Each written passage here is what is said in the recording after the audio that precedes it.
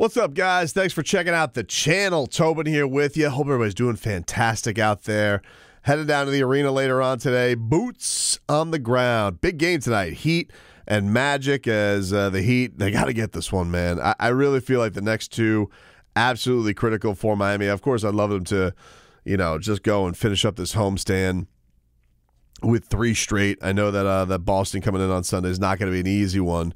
But you got to get these next two. I mean, first of all, for a divisional tiebreak against the Orlando Magic, that's critical. And then on top of the fact of that, the next game against San Antonio, come on, man.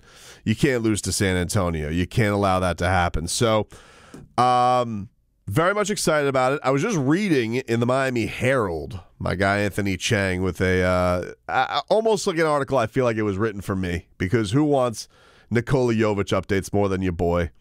And I saw this, and I was just so, I get that something had to change with the Miami Heat in the midst of a losing streak, right? 7 games, you knew Spo was going to shake something up, and the obvious place in the starting lineup was going to be he was going to change the 4 spot, and he was going to go to a place where Haywood Highsmith, that was the guy that he went with to start these games. They've kind of found some continuity here. But it basically took Nikola Jović out of the rotation, which I'm not pleased about. I love watching the kid play basketball. I like, the size. I like the playmaking. I like the chemistry with Bam. I liked everything that he was bringing to the table. So I hate the fact that he had to be the casualty, because to me, he felt like the least significant reason for any Heat struggles whatsoever, because I always knew, like, if there was going to be a game where he was really stinking up the joint defensively, I knew Spo was going to yank him anyway. I just like the way that, first of all, I like the way that the size, I think, helped, take a little bit of pressure off of Bam. The Miami Heat are just, they are and have been a smaller team, and now that you have Haywood Highsmith out there, you have, again, an undersized power forward next to Bam who, we've seen Haywood have some electric games from 3 from a certain point. He has shown a capability of that. I don't necessarily know I go into games relying on that, but I thought in this last game against the Clippers, I thought that Haywood shows his worth. I think those games where you have absolute stud wings and you have to take on a Boston and throw them at a Tatum or a Phoenix or an LA Clippers, I get it. I understand why you're going to need Haywood out there and you're going to need his defense. I'm not downplaying the importance of what Haywood Highsmith brings to the table. I just think that Jovi brings a little bit something different. And he had some quotes to Anthony Chang about his 10 games. He got to start 10 games straight in January next to Bam Adebayo. And I guess I'm guessing he told this to Anthony at shoot-around today. And he said this. He said, we had a bad stretch, so things needed to change. We'll see. I hope I get a chance again. I think the coaches believe in me. I think they'll see how hard I work. So I think all that stuff will pay off at one point. I hope that he gets that chance too. But I do think that the one other thing aside from the size help is that Miami did have a little bit of a problem in that starting lineup of too many ball handlers or too many guys that had to initiate. Now, I do think with Nico, the thing I love about him, and a lot like Terry Rozier, I think he could have been a fun little pairing. I would have liked to see that more, is those two just getting out on the run and going. And just like, if Nico gets out there, shoot it to Terry Rozier and just see if it can create some chaos like that. I get the idea of having a guy like Haywood Highsmith who's, while he might not be shy, he's not looking for his own offense. He'll chuck it up and he'll throw it up there if you hit to him. But you're basically like, he's good with just sitting in the corner or sitting on the wing and just hitting the open threes. And with Nico, he likes to facilitate a little bit. Maybe you got to, chicken wing him a little bit more to take those shots. And so I'm guessing that's why Spo felt this was the move to go with. Spo's always going to lean defense too. And I don't think that you'd look at Nikola Jović and say he's a defender. But Anthony had some interesting numbers here with this, where it said during the Bam Adebayo Jović 10-game run as a starting back as a starting front court the last month. The results were positive despite the Heat middling 5-5 record during the span. The Heat outscored opponents by a dominant 14 points per 100 possessions in the 163 minutes they played together in those 10 games. Quote, we could do versatile stuff, Jović said it, playing alongside Bam. He's a good low-post player. I feel like I'm a good low-post player too. Transition, wherever he is, you could find him. Cuts, I think I could find him. When he's the low man, he could find me or I could find him. And Spo used the term on this. He said that he thinks they can be dynamic together. I think that I think the thing that sucks for Nico, and Jaime's dealing with a little bit about this too, with the young guys, is like the Heat don't necessarily have time for two young guys to learn. And I feel like with Jović, he's already in a spot where he was learning as it is. He's looked upon as more of a project. This is going to be a slow roll with him. And now you see with Jaime. Jaime's trying to find his way in all of this with bringing Terry in and Jimmy becoming more aggressive now.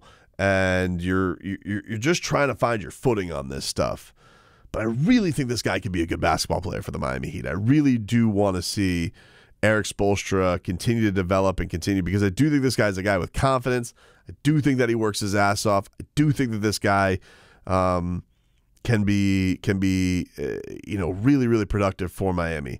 And Anthony also has some things just on his, like, even with, even though he's not looked upon as a defender, his numbers with him defensively were not bad. So go check out Anthony's article, man. There's a lot of good stuff on there from Nico. I'll link it here in the description so you guys can check it out. But I really like watching him play basketball, and I hope he does get that other chance, just like he said. Because I think if you were to look at anything, if the Heat were going to do anything at this trade deadline and say, hey, what is the move here that needs to be made? What is the next thing that's up our sleeve? I do think that if you look at this Heat team, and one of the moves that are going to be made, like, you could look at the power forward spot. I don't think that there's going to be anything done there. I think the Heat are done making moves. But you could look at a couple of PJs at the PFs, and you could go PJ Tucker. He's obviously would love to come to Miami. I know that recirculated today. Look, man, thing with me on PJ, I feel like the Miami Heat got the best year out of PJ Tucker, and he's another guy where it's like, Spo would want him to shoot. He's obviously Heat culture through and through. Jimmy loves his ass. Everybody in this organization really loved him. And if he's a buyout, would you just take him to have him on the team? Sure. Are they going to go trade for him? Hard to believe that's the case. And then, the other one that is out there that everybody is a little tickled by is PJ Washington, because PJ, we've seen, I mean, that dude can light up the Heat too, and they've already done business with the Heat this year. They've already done business with the Hornets this year. PJ makes about 15 a year, 16 a year. So I suppose you could do something like Duncan and Caleb for him. But the one thing, I think that he got to be hesitant in dealing with Duncan Robinson. Like, we've seen, they need his shooting. They need Duncan Robinson's shooting. And I think they need it more than a void of more kind of, I guess the way that I put it is, like, if you bring in PJ Washington, you're adding a little bit of offensive burst and a little bit of rebounding. Like, does it take the element of Duncan Robinson, a crazy three-point shooting game, those five that he's probably going to have over a postseason? Is it worth giving that up for PJ Washington? I'm a little hesitant on that. I feel like you kind of made your beef-up move there by, you needed a significant step up at point guard. They made it with Terry Rozier. Even with him being in the shooting slump, you can see how much more active that position is. I don't know. I just don't see Miami making that move. I think that they've kind of made. I think they've made their move. If I had to get, I think that they have made their move. From the standpoint of, well, are they just going to let guys walk? Like a Caleb Martin, that's definitely been out there. I kind of think they are going to just let him play it out, because what do you get for $7 million in the NBA? You might as well have as solid a role player as you could have. You know he can succeed in the postseason. You've seen it. He was arguably the conference finals MVP last year. And the Miami Heat have been fine with letting important role players walk after good playoff runs. PJ Tucker, we saw them let him walk. Max Strus, they let him walk. Gabe Vincent, they let him walk. The Miami Heat are not going to be in a spot anymore where I think they're going to overpay for guys who aren't their stars. I don't think they're going to believe in that anymore. They've gotten bit in the ass by that. They got bit in the ass of that with the 30-11 team. They got bit in the ass of that, you could say in some ways, by the Duncan Robinson contract. So my guess is, yeah, they're going to let Caleb play this out, and they're going to get the production they can out of him, and then we'll see where the chips fall where they may afterwards. But I don't think that there's another trade that's going to happen. If there's a buyout and somebody who wants to hop on or some addition in that standpoint, okay. Obviously, that's a different story. Somebody who can add another body you could throw at somebody, but in a way, the Miami Heat made their move. They need to have all the moves that they made now blend together.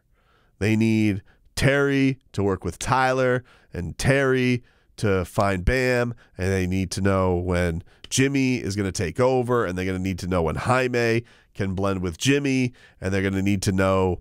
And this is, I think, all going back to the spot of why Spo couldn't start Jović anymore, because you already had too many guys trying to figure things out who have experience in this league, aside from Jaime. Now, on top of it, you also have a 20-year-old who maybe doesn't know all the assignments on defense and can get lost from time to time. So I think that all kind of plays into why he is where he is right now, but I don't think it's his fault, and I do think that he's going to be a very good player.